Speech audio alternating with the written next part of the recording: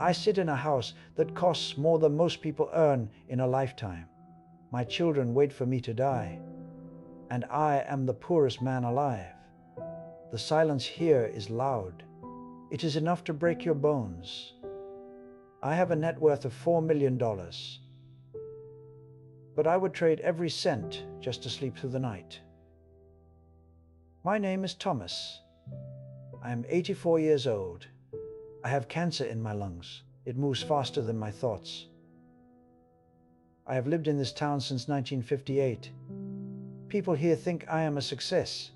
They see the brick house. They see the luxury car. They see a man who won at life. They are wrong. I am the man who lost everything. I did it for a title. I did it for a name on a door. I remember the year 1972. My wife was named Sarah. She had eyes like a clear sky. We had a small house then. It was drafty. The floorboards creaked, but it was full of music. We had 2 small children, a boy and a girl. They were my world, or I thought they were.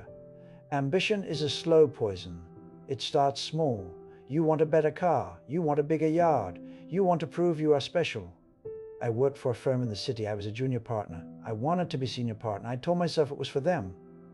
That is the great lie. We tell it to soothe our souls. I worked 10 hours a day, then 12 hours, then 14. I came home when the house was dark. My children were asleep. My wife was a shadow in the kitchen. She would leave a plate for me. It was always cold.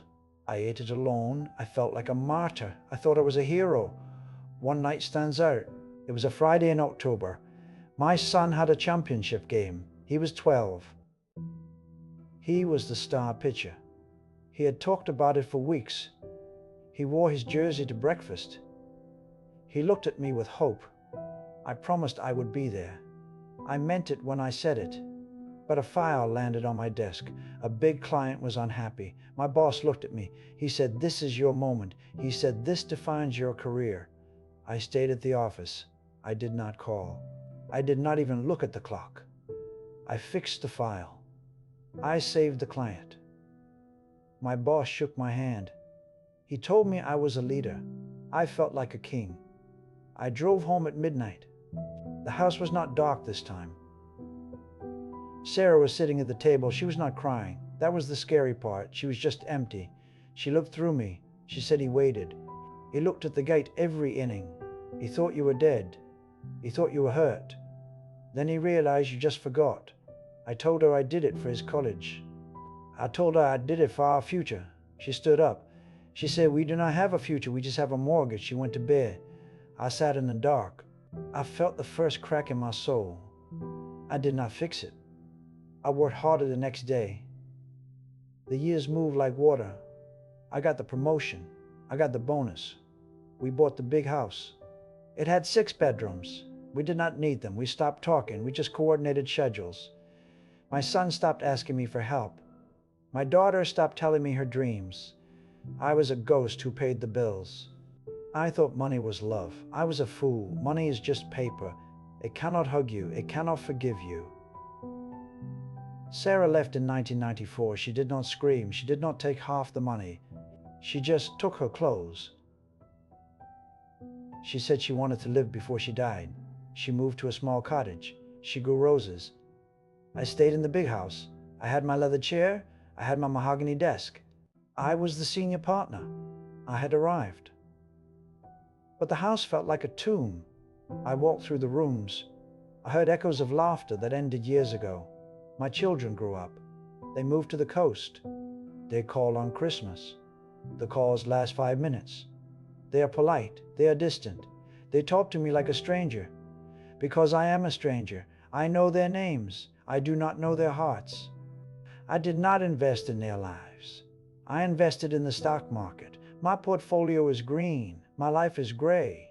2 weeks ago I got the news. The doctor looked at the scan. He did not use big words. He just looked sad.